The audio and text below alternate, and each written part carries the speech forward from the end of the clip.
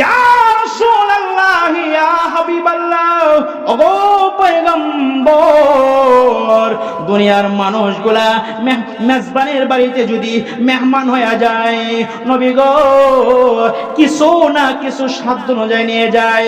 ওগো নবীজি, আপনি আপনার দোস্তের বাড়ি আইছেন, আপনার মালিকের বাড়ি আইছেন, আপনি আমার জন্য কি নিয়ে আসছেন?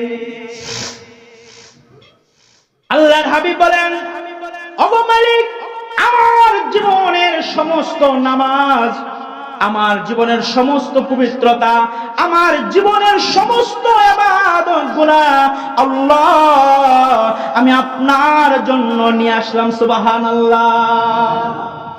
আমার প্রাণের ভাইয়েরা, আল্লাহ রাব্বুল আলামিন মহান পরমাধিকার আলম বন্ধুর সঙ্গে অনেকক্ষণ কথোপকথন করলেন। সুবহানাল্লাহ।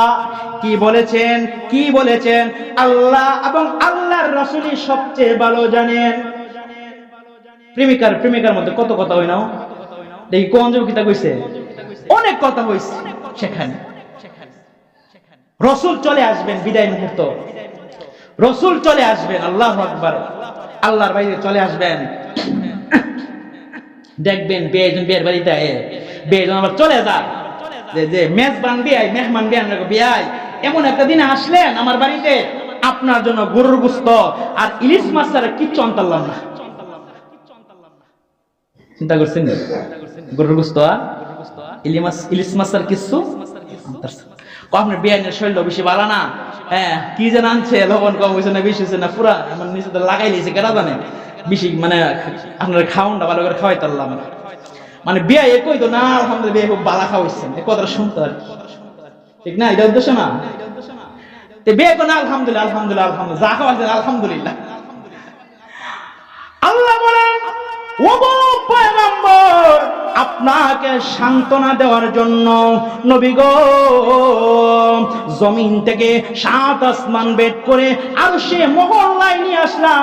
আপনার চেহারার মধ্যে যেন প্রফুল্লতা ফুটে ওঠে।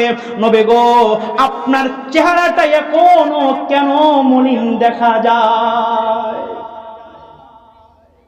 রাসূল, আপনার চেহারাটা মলিন কেন? রাসূল বলেন, আল্লাহ, আমি তো আপনার সঙ্গে মেরাজ করলাম, আমার উম্মতের তো এক হলিত। চিন্তা করেন। আনন্দের সময় কারো কথা মনে থাকে না, দুঃখের সময় মনে। আমার রাসূল এরকম মুহূর্তেও তার উম্মতকে বলে নাই। আল্লাহ বলেন, ওগো পয়গম্বর, আপনি আমার বাড়ি আইসা যদি আপনার মন মলিন হয়ে থাকে, চেহারা মলিন হয়ে থাকে, এটা আমি আল্লাহ বরদাস্ত করব না। আমি আমার বান্দার জন্য, আপনার উম্মতের জন্য 50 ওয়াক্ত নামাজকে হাদিয়া স্বরূপ দান করলাম।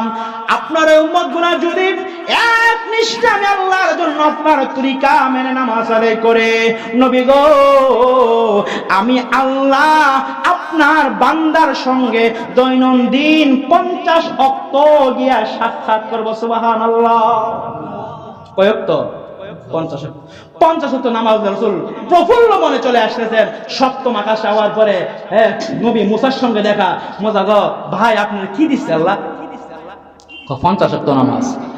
সুবহানাল্লাহ, সুবহানাল্লাহ। আমার উম্মত রে 3 ওয়াক্ত দিছিল। কয় ওয়াক্ত? 3 ওয়াক্ত বা সম্ভবত 2 ওয়াক্ত। তো এরা আপনার উম্মত থেকে অনেক গুণ বেশি শক্তিশালী ছিল, এরাও ওই পড়তে পারত না। আর 50 ওয়াক্ত আপনার উম্মত আমার উম্মত থেকে অনেক দুর্বল হবে, পারত না। রাসূল উম্মতের কথা চিন্তা করে তিনি একবার না 9 বার আসা যাওয়া করতে, কয়বার? 9 বার আসা যাওয়া কইরা সেরা 45 ওয়াক্ত প্রত্যেকবার 5 বার করে কমাইছে। আর কয়বার? 5 বার। মুসা আলাইহিস সালাম কইও পারতো না, আর না পারলে না আমি আর যেটা আমার কি লজ্জা লাগে বারবার যাওয়ার।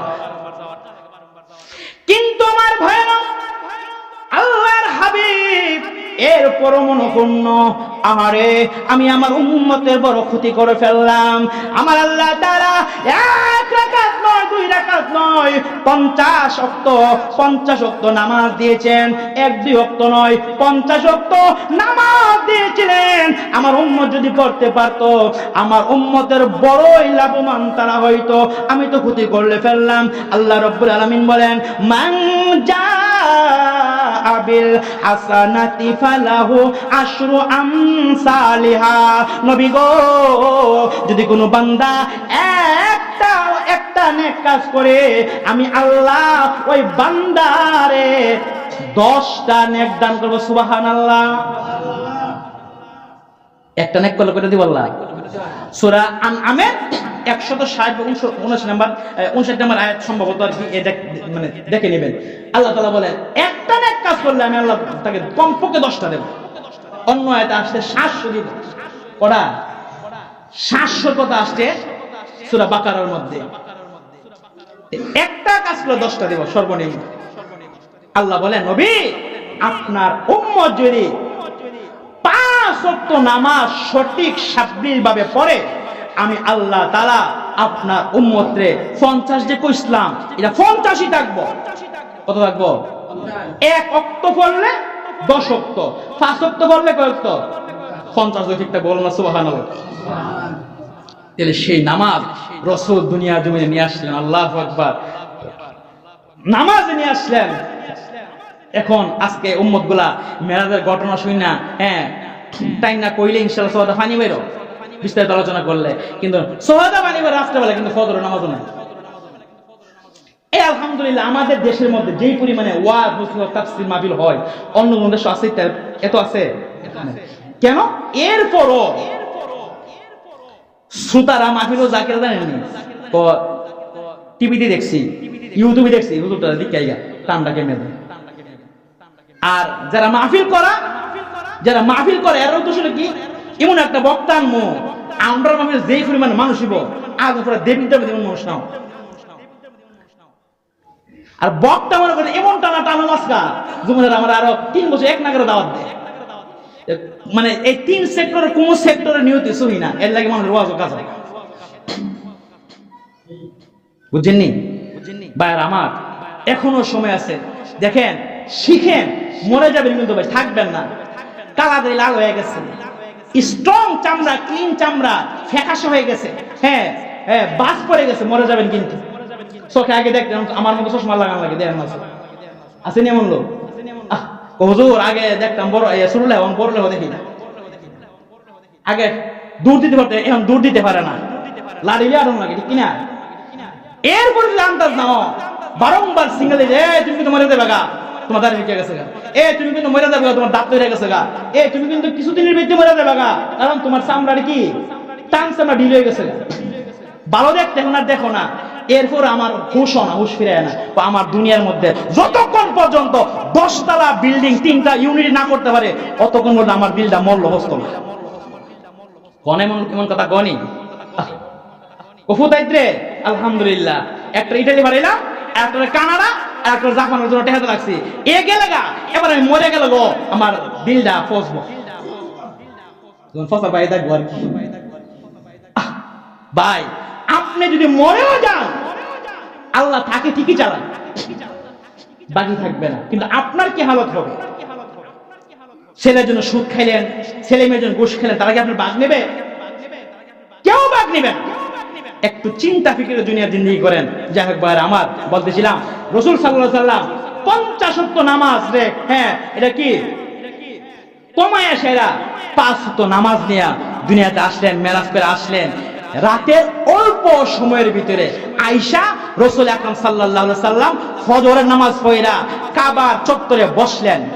তারপরে আবু জাহেলের সাক্ষাৎ, বলেন না ইন্না লিল্লাহ